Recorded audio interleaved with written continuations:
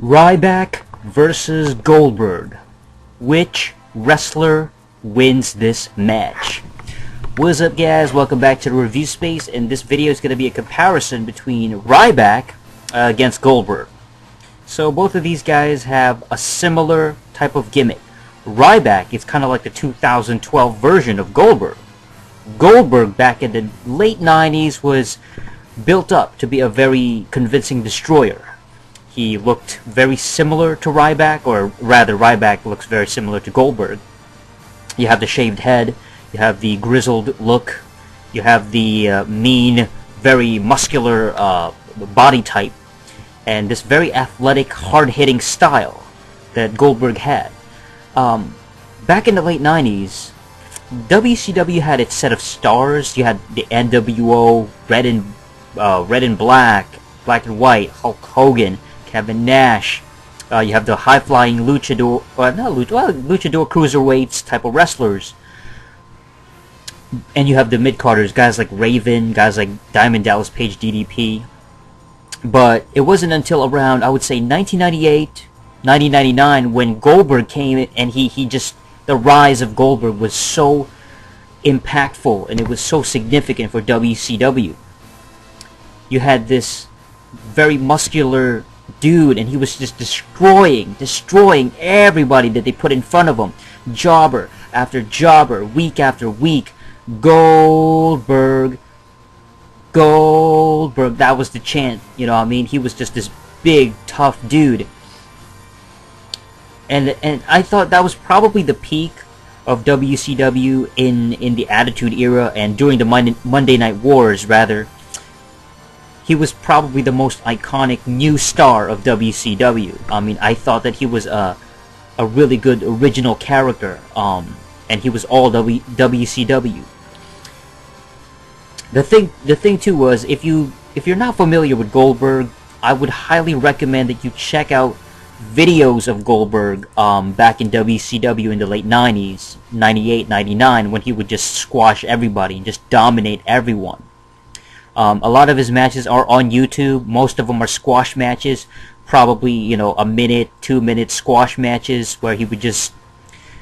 he had really hard-hitting moves too. I mean, he had a really good offense. First of all, he would take like 5 minutes to get into the ring. His entrance, you know, he would walk out of his locker room surrounded by bodyguards, and then once he stepped out of that, you know, the backstage into the onto the stage, you know, the fireworks would hit. He would snort in the smoke, and the fireworks, yeah, would be, you know, the pyro rather would be, you know, engulfing him, and he would just breathe in the smoke, and then he would breathe it out of his nostrils, and he looked like a complete beast. It was just so impressive. And his music, dun dun dun dun dun dun dun dun dun dun dun dun dun. It was just so epic. He would get inside the ring, he would huff and puff and throw his arms over his shoulders, and he would just look completely menacing. And his matches were very short. I mean, his moves consisted of, you know, he would clothesline, he would have the spear. The spear was probably his most iconic move, I think. You know, before guys like Edge started using it, before guys who started doing variations of the spear, such as the Gore or the Pounce or any of that stuff, Goldberg had the spear, and it was perfect. He had the speed, he had the power, and it was so stiff the way he did it. You know, it just seemed like he mowed down people. And it was really based on his, I guess it was because he used to be he used to play football. You know, he was known as a former football player. I believe it was collegiate. I don't know if he ever tried out professional. I think he did, but it was probably based on some kind of football tackle. That's what it was. And so that spear move was so impactful, and it was so cool to watch. He would just decimate opponents with it, man. He would hit like everybody with that move, and it was such an impressive wear down move. It was a wear down signature move. He had other moves like, well, his finisher would be the jackhammer, and the jackhammer he would hoist the opponent, and the way he would perform it was all about the strength. It was a way to showcase that he was so strong he could carry his opponent upside down with his opponent's legs straight up in the air. To this day, I've never really seen anybody do that move. The jackhammer. Nobody's really adapted that move, and successfully really do it. I think he was like the only person to ever really use that move to its full effect. And so it's such an impressive finisher. And once he hits that jackhammer, the match is over. It's a wrap. It's basically just a nail in the coffin. Because his squash matches would seem like 90% of the damage would be by the spear. The spear would just destroy his opponent completely. The crowd would just go nuts. The crowd off their feet, off the seats, and they were like, "Yeah, that was awesome." His most impressive ones were he would do it to bigger opponents. People who were bigger than him, guys like Giant, aka Big Show. He did it to the Big Show back in the day. He did it to just larger opponents. He did it to Hulk Hogan. Anybody who was bigger or fatter or heavier than Goldberg, it just seemed a lot more impressive. So, Goldberg was a destroyer. There's no doubt about that. Became the heavyweight champion, WCW heavyweight champ, within a very short time, and his rise was very iconic. Now we have Ryback. It's 2012. And over, it seems like 11, 12 years later, they have repackaged this gimmick. They have resurrected this monster beast type of gimmick. I think Ryback is doing okay. I think he's got the look as far as the physical, his muscle mass, his body type. It's pretty impressive. I think his moveset is pretty cool too. It's relatively it's relatively unique for a guy his size. He's got a different set of offense, and I especially like that his opponent would kind of be almost like a piggyback ride, and then he would kind of do a stunner type of move. I believe that might have been his finisher as Skip Sheffield. It's a very interesting thing to see WWE reuse gimmicks and do a retread of an older gimmick, especially from a character that wasn't really originally WWE.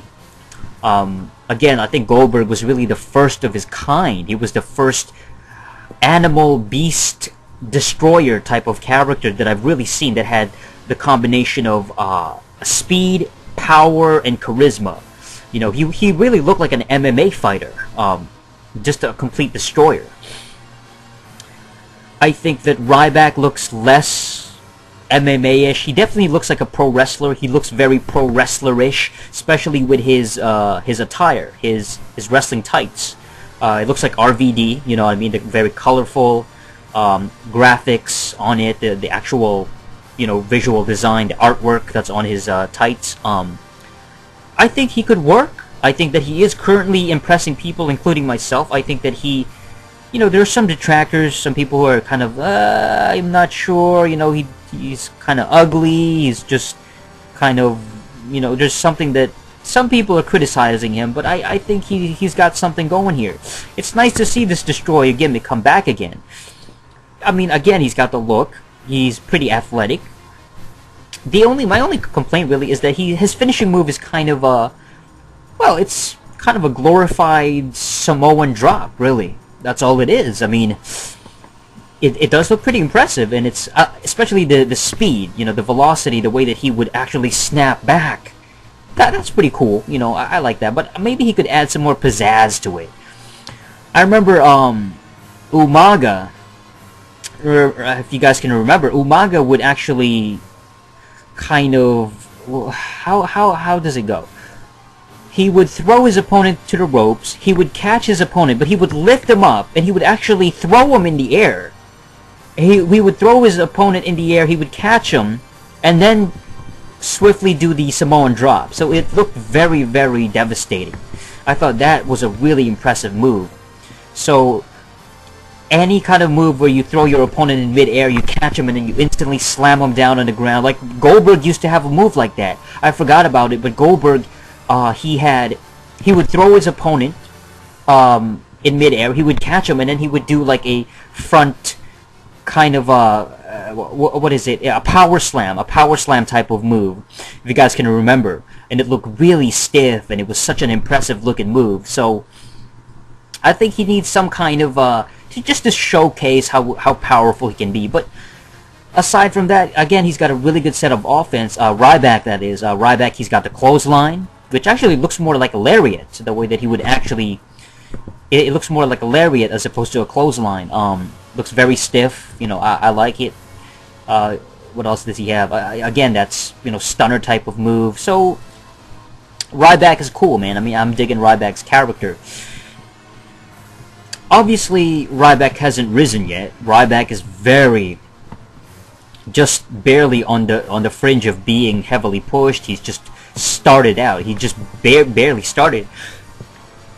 He's a fresh new character, really. I mean, never mind that, he was Skip Sheffield before. He's a new character. He's a new character. I think he's got a future. I think that he's, they might throw him in the mid-card, title picture, whether it's the United States Championship or the Intercontinental Belt.